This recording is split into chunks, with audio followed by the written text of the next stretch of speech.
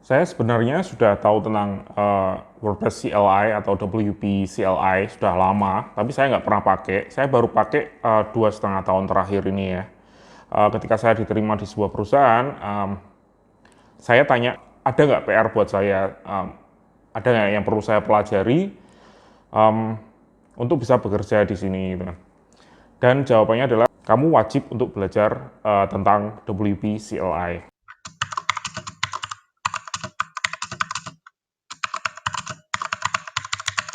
Dude, it should be F, not V.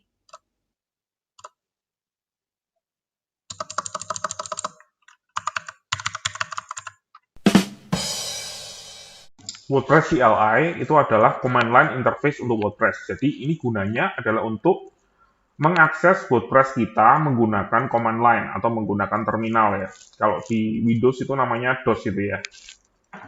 Nah, di WordPress CLI ini adalah sebuah aplikasi tambahan ya. Jadi kita harus install sendiri di servernya kita atau di komputernya kita untuk menjalankan program ini. Dengan WordPress CLI kita itu banyak sekali komen yang bisa kita lakukan ya, mulai dari ini ya. Ada listnya di sini, nanti saya tuliskan linknya di bawah. Kita bisa mengupdate option, bisa membuat user, bisa mengupdate themes, bisa install plugins dan mengaktifkan plugins. Hampir semua action yang bisa kita lakukan itu bisa kita lakukan dengan menggunakan WordPress CLI. Dan alasannya kenapa kok kita butuh untuk menggunakan WordPress CLI itu ada banyak kegunaannya. Nanti saya akan jelaskan satu persatu. Di video ini saya akan menjelaskan beberapa komen yang sering saya pakai. Dari beberapa contoh ini, Anda akan bisa melihat kegunaan dari command line ini. Yang pertama, yang sering saya pakai itu adalah untuk mengupdate theme, plugin, maupun WordPress itu sendiri ya, WordPress core. Nah, ini kita kasih contoh deh. Di sini ada theme yang kita perlu update. Ini di WordPress lokal ya. Dan ini ada di localhost public ini ya. Oh iya, untuk cara menginstalnya ada di sini semua ya, WordPress CLI. Dan kalau misalnya Anda pakai shared hosting, itu mungkin nggak ada WordPress CLI. Jadi kalau saya saranin sih pakai server atau pakai hosting yang sudah support WordPress CLI. Karena ini ada banyak kegunaannya yang benar-benar sangat fungsional ya. Apalagi jika Anda memanage WordPress Anda sendiri. Nah, ini sebagai contoh ya, ini ada Themes 2020, ada updatean dari 1.2 menjadi 1.4. Kita bisa mengupdate langsung di admin ini ya, kita update Themes gitu ya. Tapi kita akan lakukan dengan menggunakan WordPress CLI. Theme update, ini apalan ya, tapi di codec ada semua kok. Di sini ada semua, contohnya. Update 2020.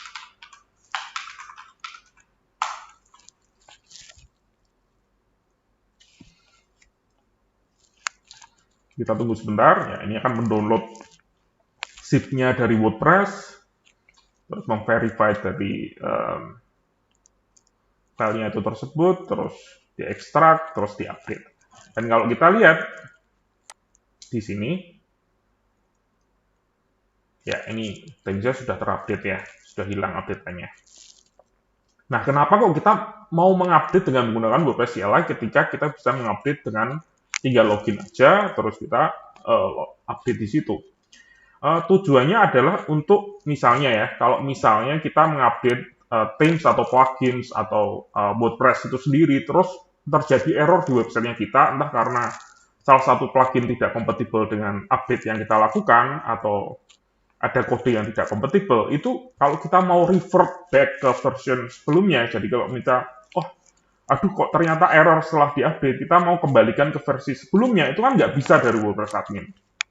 Kita harus login lagi dengan menggunakan FTP, terus kita delete versi yang baru, kita harus nyari-nyari downloadan di websitenya untuk download versi yang sebelumnya atau dari backupnya kita, terus kita upload lagi, terus kita aktifkan lagi, dan lain sebagainya. Itu kan makan waktu banyak dan nggak efisien ya. Kalau dengan menggunakan WordPress CLI, kita nggak cuma bisa ngupdate, nggak cuma bisa ngupdate themes, plugin, dan WordPress itu sendiri, tapi kita juga bisa dengan menggunakan versi yang kita inginkan. Misalnya, kita tinggal tambahkan aja version. Oh, kita balikin lagi ke version 1.2, karena tadi 1.4 error misalnya. Kita tunggu aja, dan cuman gini aja kita sudah terupdate ya. Theme updated successfully. Oke, kita lihat di sini. Nah, versinya kembali ke 1.2. Nah, simple kan? Dan ini sangat berguna sekali sih. Kalau misalnya yang use case misalnya itu kita pakai WooCommerce 3.1 misalnya ya. Dan kita nggak mau upgrade ke WooCommerce 4 misalnya. Saya nggak tahu versi WooCommerce apa ya sekarang. Misalnya aja kita ada plugin yang versi 3, kita nggak mau update ke versi 4. Tapi ada security update di 3.1. Misalnya kita pakai versi 3, kita yang terbaru versi 4, kita cuma ingin ngupdate ke 3.1, bukan ke langsung ke versi 4. Karena di versi 4 itu ada yang error di timnya kita misalnya. Itu dengan menggunakan fitur ini, kita bisa define version. Kita nggak perlu langsung update ke versi yang terbaru, tapi kita bisa update ke versi yang versinya aja. Itu contohnya ya, salah satu untuk theme update. Yang kedua itu untuk meregenerate image. Kalau kita pakai WordPress itu kan kita pasti tahu ya, kalau ada yang namanya regenerate thumbnail. Ini salah satu plugin yang bisa dibilang wajib untuk diinstal ya. Setiap kali kita mau mengupdate themes atau mengganti themes atau menambahkan image baru, itu kita kan harus meregenerate thumbnails. Kita harus install plugin ini, terus kita harus buka di sini settingannya dan kita klik. Untuk regenerate kita harus nungguin di browsernya itu sampai selesai. Kalau mati lampu kita harus ngulangi lagi dari awal gitu ya.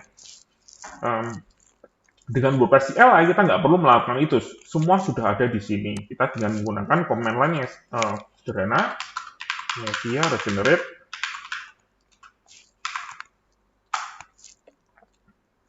terus ada pertanyaan, do you want to regenerate all image? Yes, dan ini akan diregenerate semua dengan ukuran-ukuran yang sedang disupport oleh themes yang kita pakai saat itu. Nah, ini jauh lebih cepat ya biasanya dengan menggunakan browser. Karena ini kan langsung mengakses file system yang ada di PHP, tidak melalui browser. Kalau melalui browser ada kemungkinan untuk timeout atau browsernya error. Dan banyak hal yang mengakibatkan ini susah ya untuk dia.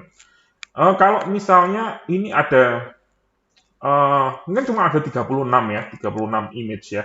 Kalau websitenya kita ada ribuan image, itu makan waktu yang lama sekali dengan menggunakan regenerate thumbnail, dan ini browser harus nyala terus, komputer kita harus nyala terus. Kalau menggunakan command line, itu kita bisa menggunakan, misalnya kita pakai Linux ya untuk servernya, kita bisa menggunakan tools misalnya, Linux itu ada yang namanya Screen Linux ya. Ini adalah command line utility untuk membuat kayak semacam session di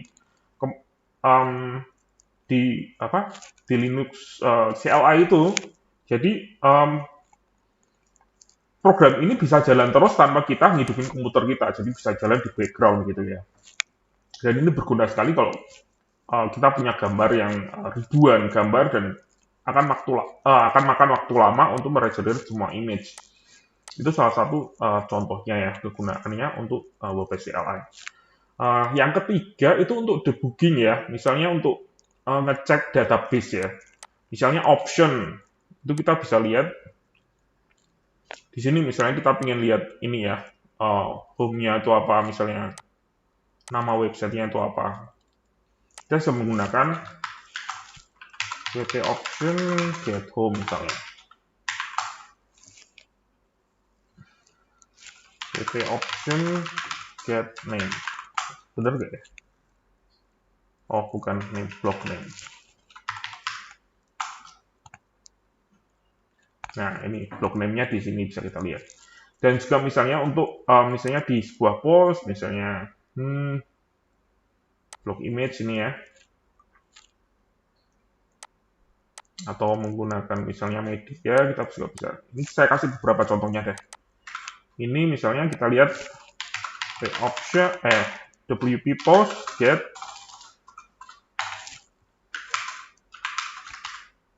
Kalau misalnya ada error di website kita, terus misalnya di sini ya, oh kok judulnya nggak muncul, kenapa ya gitu. Kadang kan kita cek dulu, oh ini benar-benar nggak muncul karena tabsnya error, terus nggak kelihatan di themes, atau benar-benar di database hilang gitu kan, karena buah plugin misalnya. Kita bisa cek di sini dengan menggunakan ini tadi komannya ya. WP post get nomor ID postnya tersebut, terus kita bisa lihat di sini database-nya yang ada di kita nggak perlu ngoprek-ngoprek PHP MyAdmin gitu gampangnya. Jadi semuanya bisa kita akses dari sini dengan mudah, dengan lain yang gampang untuk dihafalkan ya. Ini bisa ada title-nya di sini. Oh ternyata ada title-nya. Berarti ada kesalahan lain, ada error yang lain gitu ya. Misalnya kita juga bisa untuk lihat misalnya nih ya, gambar. Ini kan item nomor segini. Kita juga bisa melihat post meta ya.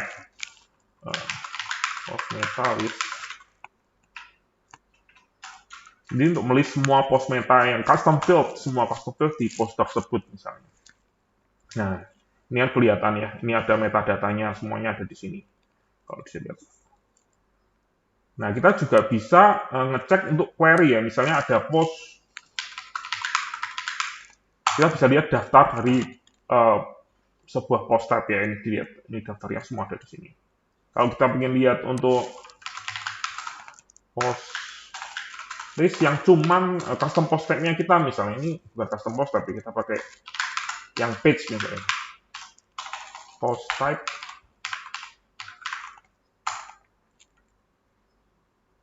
Nah, ini yang page-nya ada di sini semua. Dan ini juga bisa kita ganti-ganti ya. Mungkin kolom pertama ID, kolom kedua mungkin title, kolom ketiga mungkin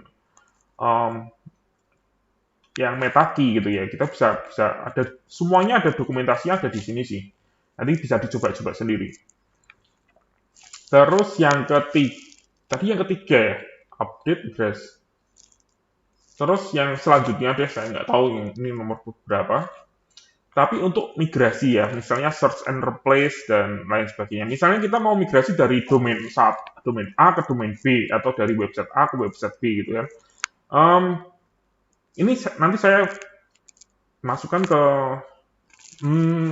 video tersendiri deh ya, biar lebih detailnya. Tapi ini ada beberapa komen yang biasanya saya pakai. Misalnya yang paling sering saya tulis di sini deh ya. WP DB export.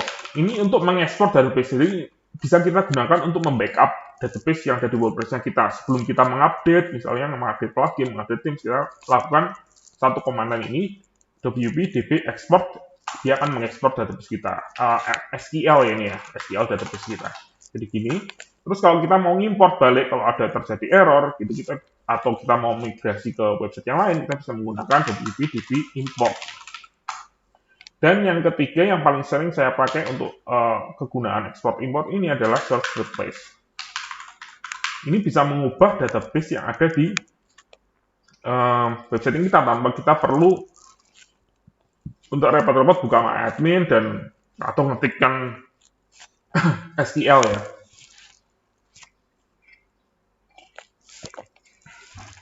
Misalnya ini deh template sticky gitu. WP search template stick, kita kasih ini, kita ganti namanya menjadi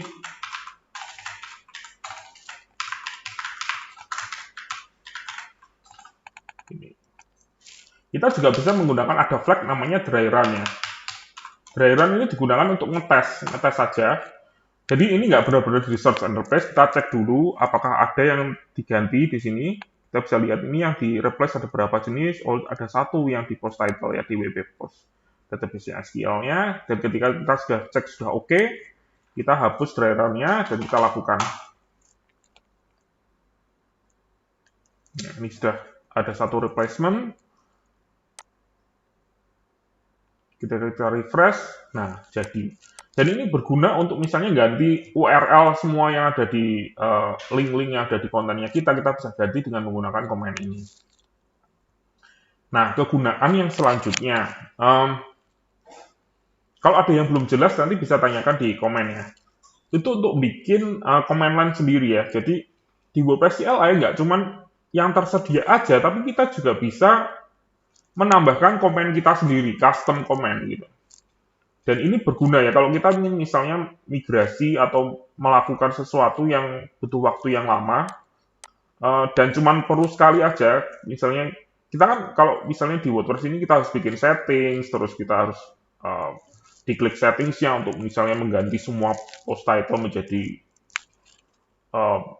menambahkan informasi di post misalnya. Semua post ini harus ada custom field namanya ini gitu kan. Itu kan harus bikin UI dulu di sini dan lain sebagainya. Ketika kita menggunakan WordPress CLI kita nggak perlu ngelakuin itu semua. Caranya mudah. Ya, ini sudah saya siapkan satu file ya untuk kita bermain-main di sini.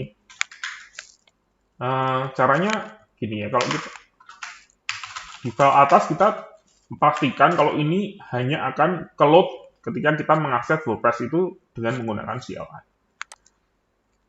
Kita cek dulu.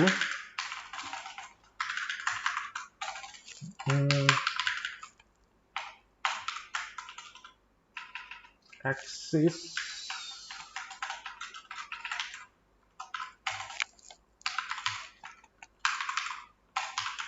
Jadi ini, jadi kalau WordPress CLI kelasnya nggak eksis, nggak ada di website kita akan bail out ya. Karena ini kan tambahan ya, WordPress CLI itu adalah kelas yang bisa dibilang kayak semacam plugin ya, yang kita install di servernya kita, jadi nggak selalu ada di setiap WordPress install. Kita bisa menambahkan dengan menggunakan WP CLI kelas ini add comment. Yang pertama ini adalah komennya kita yang mau kita pakai, misalnya test gitu ya. Dan yang kedua adalah functionnya yang mau kita pakai. Kita tulis dulu functionnya di sini.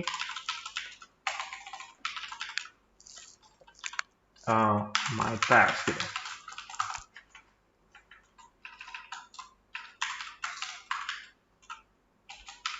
Tapi ini terlalu generik ya. Kita buat gini deh biar beda sedikit. Yang satu pakai dash, satunya enggak. Di sini kita bisa menulis misalnya CLI walk halo gitu. Nah, dengan cuman kayak gini aja kita bisa melakukan kayak gini. Kita clear dulu deh. WP my test dan ini halo gitu. Ya, gitu sih caranya. Jadi ini berguna untuk bikin command line khusus yang bisa kita lakukan. Misalnya kita mau loop semua post yang ada, terus menambahkan konten, dan banyak hal yang bisa kita lakukan untuk ini ya, WordPress CLI ini ya. Misalnya yang paling sering dipakai itu dari CMS lain ke misalnya ke WordPress gitu. Kita harus migrasi dan kita bisa menggunakan WordPress CLI ini untuk mengkonvert data yang ada di yang bisa kita akses dari server langsung ke WordPress yang kita. Ya, sekian dulu dari saya. Untuk jika ada pertanyaan, seperti biasa, tuliskan aja di komen. Sampai jumpa di video selanjutnya.